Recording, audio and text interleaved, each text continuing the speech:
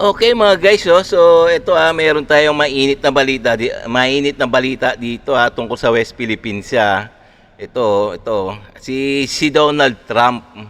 Ang sabi niya sa Philippine Coast Guard ito kami ang magpapalayas diyan. Bombahin ng China pag hindi umalis. Ayan ang ito yung pamagat Ito yung pamagat na ating bibigyan ng reaction video. Ito yung tungkol sa West Philippine Sea na naman. Alam nyo naman, ito yung maiinit na balita, no?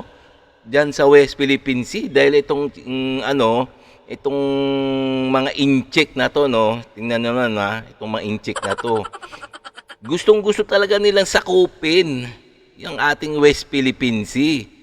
Itong ating EEC within, kahit na nasa loob na ng ating exclusive economic zone, inaangkin nila. Pambihira talaga ng mga incheck na to, no? Mga walang hiya.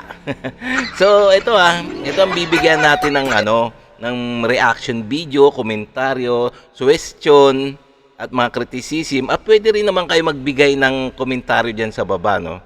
Kasi ito yung mga mainit na balita sa ngayon sa West Philippine Sea. Okay? Kung bago ka pa lang sa aking channel, please like and subscribe na lang muna sa ating YouTube channel bago tayo mag-umpisa. Okay? And also please paki-subscribe din kay Melv's Castle. So itong video na to sa kanya to, so bibigyan lang natin ng reaction to kasi ito mainit na balita talaga sa West Philippine Sea dahil itong mga incheck na to, nakakabwisit. Nakakabwisit talaga. So, ito umpisa na natin, mas maganda pa. Okay? Naglayag malapit sa Chinese Artificial Military Island ang isang US Navy warship destroyer. Mukhang pinapakita ng US Navy kung sino ang tunay na siga. Iyon. Kasabay ng pagdaan ng warship, nagpataw ng panibagong sanction ang US sa export sa China. Iyon. Total ban na ang semiconductor chip ng mga Chinese. Inaasahang maraming mga kumpanya ang babagsak sa China dahil sa ginawa ng Amerika. Yan ngayon ang iniiyak ni spokesperson Lee. Yayabang nyo kasi mga Chinese Tingnan nyo naman nagpataw na ang Amerika o ang US ng sanction sa China. Ayan. Medyo ito si Trump kasi, alam nyo si Trump, negosyante yan. Alam niya kung paano magpatakbo ng kumpanya. So ang ginawa niya, nagpataw siya ng sanction sa China. Alam niyo na yung sanction na yon, yung mga semiconductors, wala nang makakapasok at wala nang makakabili sa kanilang mga produkto. Kaya nga nag-sanction. Kaya patay na. Patay na ang ekonomiya ng China ito. Medyo babagsak Hindi naman totally bagsak, kundi babagsak ng konti. So mapipilayan talaga ang China rito sa ginawa ni Trump na pag-sanction. Lodged stern protests with the US for its update of the semiconductor export control measures, sanctions against Chinese companies, and malicious suppression of China's technological progress. I want to reiterate that China firmly opposes the US overstretching the concept of national security, abuse of export control measures, and illegal unilateral sanctions and long-arm jurisdiction against Chinese companies. Hindi lang yan ang iniiyakan ng China. Issue rin sa kanila ang paninigan ng US warship na dumaan mismo sa military base ng mga Chinese. Pagmamatigas ng US Navy warship, freedom of navigation to. Walang nagawa ang China. Pero bakit kaya hindi nag-water cannon? Destroyer kasi to ng US Navy at kayang wasakin ang buong military base ng China ng isang iglap. Dito sinabi ng People's Liberation Army, problema na daw ang Pilipinas, dadagdag pa sa gulo ang Amerika. Mga ugok pala tong mga Chino Anong problema? Anong problema na itong Pilipinas? Kayo nga, ang China nga ang nagiging malaking problema dyan sa West Philippines Sea, no? Na masyado silang agresibo. Masyado silang agresibo na kunin yung teritoryo ng Pilipinas dyan sa West Philippine Sea. Lahat, hindi nyo napapansin, di ba, no? Na puro mga kabaligtaran. Puro mga kabaligtaran lahat ng sinasabi ng mga China, no? Hindi nyo napapansin. Nanawagan ng China na huwag nakawin ng Pilipinas ang kanilang teritoryo at itigil na ang pagsama ng external forces tulad ng US. O yun, sabi pa ng China, huwag daw nakawin ng kanilang teritoryo.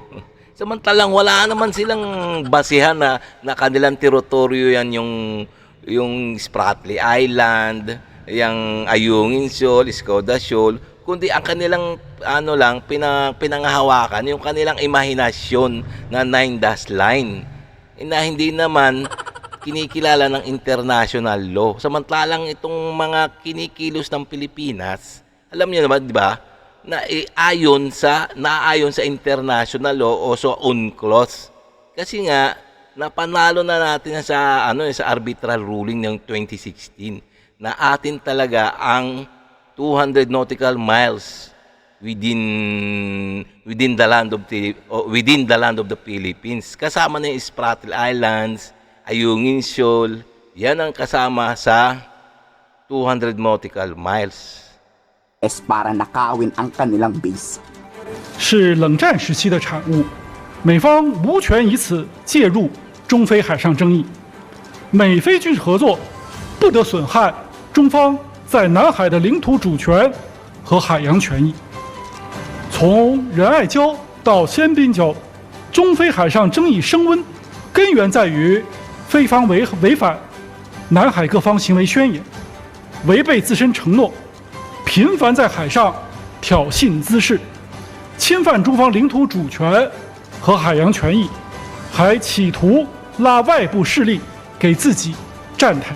Magpapadala na ang Pilipinas ng Philippine Navy warship. Mukhang etong US Navy warship na padating ang sasama dito. Ito rin ang dahilan bakit nandyan yan ngayon sa West Philippine Sea. Napaka-unfair naman kasi, di ba? Before vessel o Philippine Coast Guard vessel, tatapatan mo ng Chinese warship. Mukhang ibibigay na ng Philippine Navy ang laban na gusto ng mga Chinese. Serve the right to deploy. Tama. Dapat talaga tapatan ng Pilipinas, ng Philippine Navy kung ano yung ginagawa ng China. Malamang hindi yan mag-escalate hindi yan magkaagera. Takot yung mga Chino Alam ko, pwede rin naman kayo magkomentaryo dyan mga guys Alam natin na ang China hanggang pagbababanta at pananakot lang. Puro pananakot lang naman. Hindi nila kayang bumanat, no? Hindi nila kayang unang magpaputok. Ayun ang komentaryo ko lang Our Philippine Navy ships as well. Because unfair, it's unequal if a civilian ship is facing a warship of the People's Republic of China. China also changed tacks, and it might be considered as cowardice on the part of Beijing if we do not do anything. Dapat kasi wag matakot ang Pilipinas sa gulo. Ituloy ang pagpapadala Yes, ng tama. pandigma. Tignan natin kung mag-water cannon ng China dito. Kayo, sa palagay nyo, papalagay ang China pag nandiyan na ang US Navy warship. Nagtatakbuhan nga sila di balagi. Komento sa baba ng salo. Ayan magpapadala na ang Pilipinas ng Philippine Navy. At ang US Navy destroyer kasama na rin. Ewan na lang natin kung magtakbuhan to ng mga China na to, itong mga incheck na to sa West Philippine Sea. Sana nga maganda yung plano na yan na sabay magpapatrolya ang Philippine Navy at ang US warship at ang Philippine warship. Magandang plano yan, no? So talagang sigurado yan. Takbuhan yan mga Chino na yan diyan sa West Philippine Sea. So, okay mga guys, so So hanggang dito na lang tayo So kung nagustuhan nyo yung mga ganitong mga reaction video, please like and subscribe na lang muna sa ating YouTube channel bago tayo magtapos. Okay?